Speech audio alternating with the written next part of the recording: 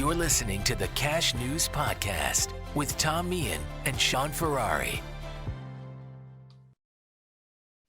Hello and welcome everybody to episode 11 of the Cash News Podcast. It's great to have you back with us. Again, I'm Shaun. I think for the loyal listeners, you know us, but it's been a good week since we last recorded.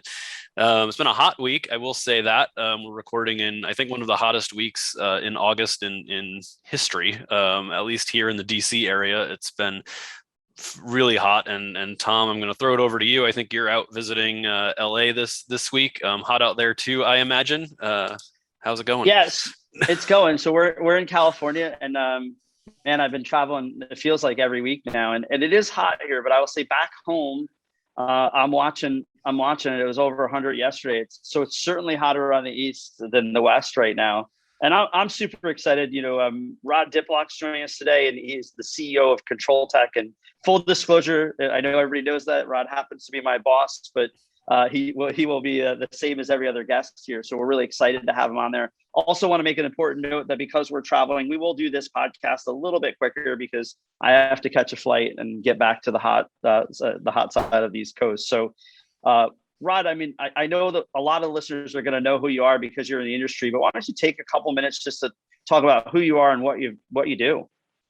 Well, thanks very much, Tom. And it's great to be part of this podcast today. And Shaun, great to see you again. Glad you're doing well. It's been a while since we've seen each other face to face, but yeah, my name is Rod Diplock.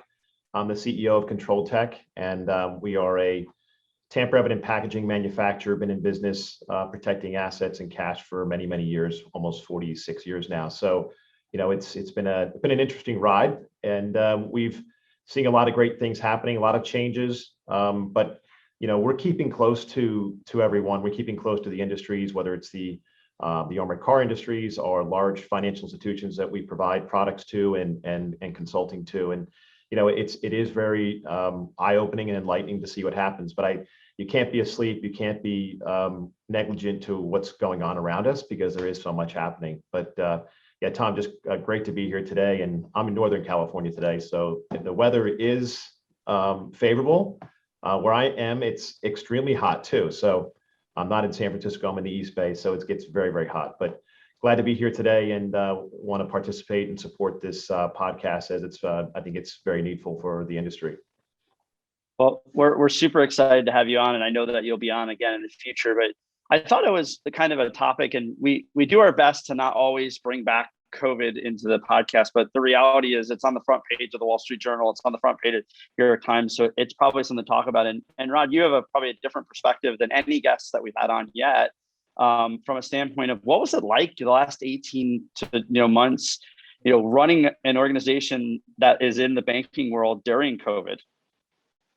Listen, Tom, that's a question I get asked probably weekly. And I'll say March 15th, it was my birthday actually. And I'll never forget it because I had this sensation of a little bit of anxiety. Things were starting to happen and hit. And, then we got into April and I just didn't know what was going to happen. But a long story short, because we only have a few minutes today and you got to catch a flight, Tom. The good news is our organization stayed intact from an employee standpoint, from help supporting our clients and doing what we had to do. Yes, we had to make some tough decisions during that time, but my main goal was to support the families and livelihoods of everyone that was part of CONTROLTEK and do everything possible. And everybody pulled together. It's amazing when something happens and you communicate, your feelings and you're transparent with everybody. I think that open communication and transparency always removes the anxiety of the unknown. And we saw that happen. And I was, we were blown away with the ability of the team to pivot and support our clients. So yes, it was headwinds and anxiety, but we stuck to the plan. We had a plan. We didn't deviate from that plan. And that's my, if I was to give any recommendation to any other driver in a business, is that stick to your plan. You have to, change course at times a little bit, but don't panic. So we made it through and here we are. And we actually had a great year at the end of the day.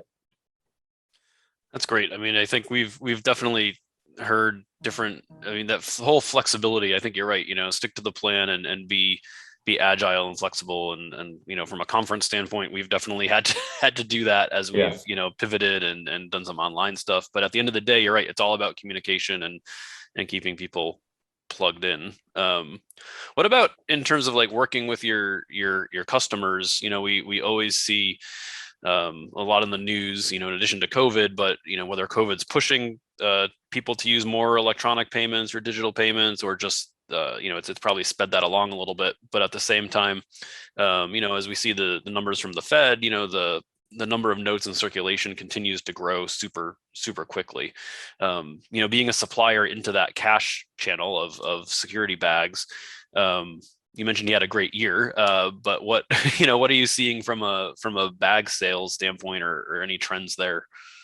Yeah, I mean, that's a really good question. I mean, I think, if you start to kind of dive into the details, and this isn't actually details that we're seeing ourselves, it's more information that we're gleaning as being partners with the biggest financial institutions in the world, right? So it's not about the denominations, or it is about the denominations at times. It's not, if you're not shipping hundreds, you're shipping 20s. I think the bills, the amount of currency or bills, the actual bills in circulation is still there, and it's happening. Maybe your bag sizes change a bit, from a transportation standpoint, especially when you're, fulfilling the retailers and all that. There was a lot of a slowdown there, but we're still seeing the, same amount of bags being shipped, right? It just might be a different amount of money in the bag. But then you have the cannabis industry, right? I mean, whoever would have thought there? That's put a huge influx of currency into the marketplace.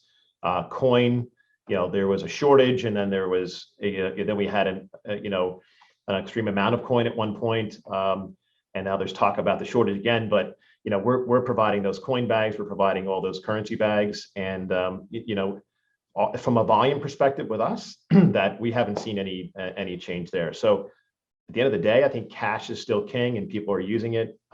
If you look at some of the letters that come out from the Fed and what they're saying, it's you still have those university college students that are utilizing cash all the time, and so it's still here, and I think it's not going away for a while, to be honest with you. Tom, I think our rule of thumb. Hold on. I think our rule of thumb is really what I see, and Shaun and I say it all the time, is I'm willing to bet any amount of money that we will be long gone before cash ever goes away, no matter what studies say, that it's not going to be in our lifetime, and that there's a reality of the consumer behavior shift, and there's also some facts to support that COVID might have accelerated that shift. But at the end of the day, there is plenty of evidence to support that the money is still in circulation, and payment of choice is real. It's going to get passed probably in the next 12 months in every state. It's already in a lot of states, not forcing people to take cash, but making it illegal to refuse. So we know, and Shaun and I avoid getting too far into the details because the numbers change so significantly, but we know there are a couple of states that are significantly unbanked population numbers. And so those folks are using cash. They might not be banking the way that you and I are, but their money's out there. So Rod, I know Shaun and I always talk about this before the podcast, after the podcast, during the podcast, is just travel and what people are seeing. And I know you do a lot of business travel. What are you seeing? Are you seeing people out and about? What are you seeing when you're on planes? And what are you hearing? I know you're a social guy, so I know when you're on a plane, you're talking to somebody. Yeah, no, it's amazing. The airports are packed. Whether it's Denver, Houston, Chicago. I was quite surprised. So every plane is full. Everybody wants to get out and talk to people. There's nothing like face to face. I mean, Tom, you and I were together this week, and we're starting to do this more often.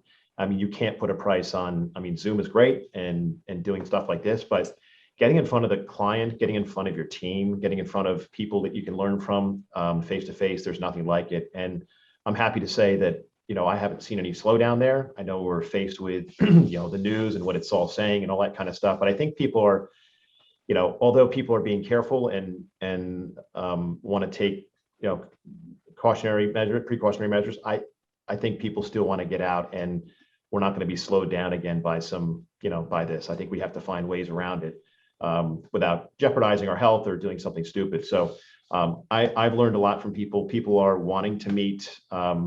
everything cooped up in their attic or their basement or dining room table for the last 18 months and just need to get out and talk and express, themselves and be able to and see what's changing. There's so much changing. It's unbelievable. I mean, you have to sometimes, do a brain dump and look at it all and then say, we can't focus on all these things. We can focus on these three and prioritize them and go from there. But yeah, the bottom line is, Tom, is that there's a lot of action, a lot of activity, and people want to keep going no matter what, because us as humans, we're pretty resilient people. So yeah, I think, the face-to-face thing and your point is right on, that there's so much changing. It's one of the great things about this podcast is, we've had a variety of guests on and chatted about all different things, from digital currency to cash trends to now we'll talk a bit about the bag usage and recyclers and all that. And we learn, I know I learn, and Tom learns so much from the guests we have on about what's been happening, that and that's through this digital channel, right? Just imagine what we can be learning and talking about as we trade stories and talk about what's happening face to face with people from all over the industry present. I mean, I think even the tidbits you've shared about, bag size changing.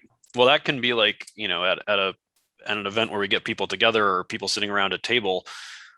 I think there's so much to dig into there. I mean, whether it's the automation, like we had Vic on from Chima a couple weeks ago, how much is the point of sale type recycling, customer facing recycling and filling of bags through a machine, driving some of that? How much is cash use changes just in general, driving that? And what does that imply for carriers and banks down the line? I mean, there's, the cash cycle changes are so, as we learned at the Fed, you make any small little change and it affects the entire channel. And we've missed that the past year and a half, right, of getting together and talking about that and the impacts. So anyway, I'm just looking forward to doing that. And I'm thrilled to hear that you're seeing busy planes and busy airports and people getting back out there.